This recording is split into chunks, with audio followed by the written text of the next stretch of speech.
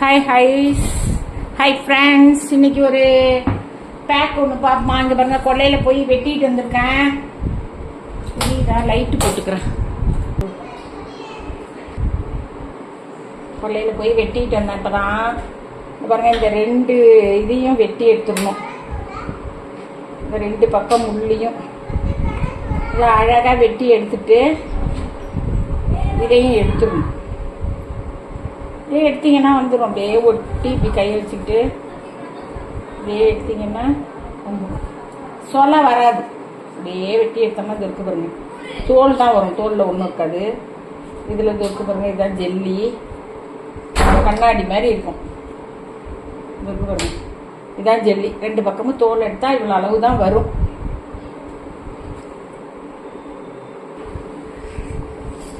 Jelly இப்படிதான் இருக்கணும். எதுவுமே கஷ்டப்பட்டு செஞ்சாதான் நல்லா இருக்கும். இண்டிகோ போட்டு சில பேர் என்ன செய்யறாங்க, தலையில எண்ணெய் இருக்கு, முதல் நாளே டீ தூளும் மருதாணி பொடியும் போட மாட்டாங்க.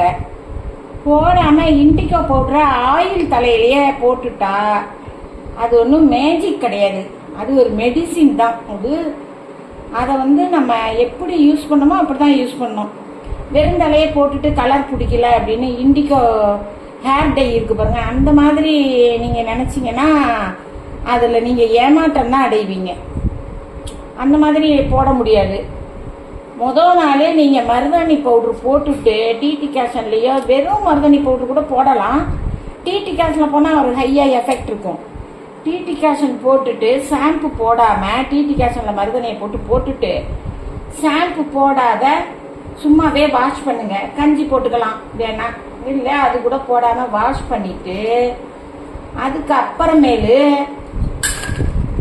நீங்க மறுநாள் இண்டிகோ பவுடர் போடணும்.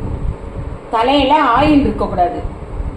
அப்படி இருந்தாதான் இண்டிகோ பவுடர் கிடைக்கும். ரெண்டாவது, கண்ணங்கரேன்னு கார்ட்டூன் மாதிரி கருப்பு கிடைக்காது உங்களுக்கு. கார்ட்டூன் மாதிரி கருப்பு நமக்கு தேவை கிடையாது. இயற்கையான கருப்பு தான் வரும். நீங்க தொடர்ந்து செய்யும் பொழுது உங்க கிரே கலர் ஹேரு சுத்தமா கருப்பாயிடும், மறுபடி வெளுக்காது. அது கட்டாயம். ஆனா அதுக்கு நமக்கு தேவை என்ன தெரியுமா, பொறுமை. அதை விட்டுட்டு நம்ம தலையில அடிச்சோம் உடனே கருப்பாவுல அப்படின்னா தலையில ஆயில் வச்சுக்கிறீங்க, அழுக்கோட வச்சுக்கிறீங்க, அந்த முடியில எப்படிதான் ஒட்டும். அதனால அது மாதிரிலாம் போடக்கூடாது. தலையில என் ஆயிலே இருக்கக்கூடாது. இருக்காத போது இண்டிகோ போட்டாதான். நீங்க இண்டிகோ ஹேர் டைன்னு நினைச்சிட்டீங்க, அவுரி பவுடரு கொஞ்சம் மெதுவாக தான் கருப்பாகும். அதாவது நீங்க போட்டீங்கன்னா கருப்பா தான் இருக்கும். நீங்க எதிர்பார்க்கறத கார்ட்டூன் கருப்பெல்லாம் கிடைக்காது.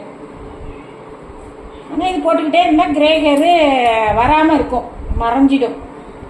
அதை விட்டுட்டு நாங்கெல்லாம் எவ்வளவு சிரமப்பட்டு இதெல்லாம் செய்யறோம் பாருங்க. நமக்கு என்னதான் பொழுதுபோக்காவும் இருக்கும். நம்ம இதெல்லாம் செஞ்சுக்கணும்னா கொஞ்சம் பொறுமை அவசியம். நீங்க ஹேர் டை 2 நிமிஷத்துல நமக்கு ஏதாவது கெமிக்கல் ஏதாவது எஃபெக்ட் இருந்துச்சுன்னா என்ன பண்ணுவீங்க?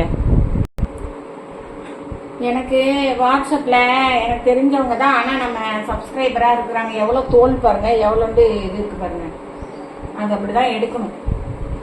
அவங்க தொக்கு போட சொல்லி என்கிட்ட ஃபோன் பண்ணி ரொம்ப எக்ஸ்கியூஸ் பண்ணி கேட்டுக்கிறாங்க. அதனால தொக்கு தினம் ஒரு தொக்கு போடுங்க அப்படிங்கிறாங்க. இன்னும் தொக்கு எனக்கு நிறைய தெரியும். தக்காளி தொக்கு, கருவேப்பிலை தொக்கு, புதினா தொக்கு, நெல்லிக்காய் தொக்கு, முருங்கைக்கீரை தொக்கு, கொத்தமல்லி தொக்கு நிறைய இருக்குது. அதை ஒரு நாளைக்கு ஒன்று போடலான்னு இருக்கேன் அவருக்காக. நீங்களும் பார்த்துக்குங்க. உடனே இண்டிகோ பவுடர் கருப்பாகும்னு நீங்க எதிர்பார்க்காதீங்க. கருப்பு ஆகும். முதல் நாளே நீங்க நான் சொல்ற ப்ரொசீஜர் படி தான் போடணும். டிடி கேஷன்ல மருதாணி பொடியை கலந்து முதல் நாள் பேக் போட்டு ஒரு 2 மணி நேரம் ஊற விட்டு அலசிடுங்க. உங்க உடலுக்கு தகுந்தாப்புல போட்டுங்க நேரத்தை. மறுநாள் என்ன செய்வீங்க, அந்த தலையில எண்ணெய் தருவாம இண்டிகோ பவுடர்ல லெமன் ஜூஸ், கொஞ்சம் வெந்நீர், வெதுவெதுப்பான வெந்நீர் போட்டு அப்படியே கலந்து ஒரு 10 நிமிஷம் வச்சிருந்து அதை அப்ளை பண்ணுங்க. குழம்பு மாதிரி வச்சுக்கோங்க.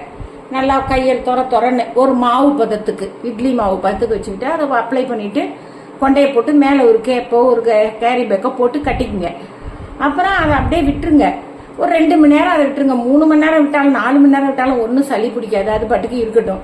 ஈரம் காயாம மேலே தான் கேரி பேக் போட்டுருங்க. அப்புறம் மேலே அலசிடுங்க. ஷாம்பு போடாதீங்க.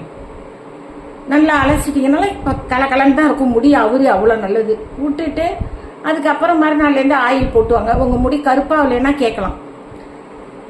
ஒருத்தங்க இன்னும் இதுக்கு பிரச்சனைக்கு இல்லை, இந்த ப்ரொசீஜரை கரெக்டாக ஃபாலோ பண்ணுங்க. ஃபாலோ பண்ணிங்கன்னா எல்லாமே நல்லாயிருக்கும். ஓகே, இப்போ இதில்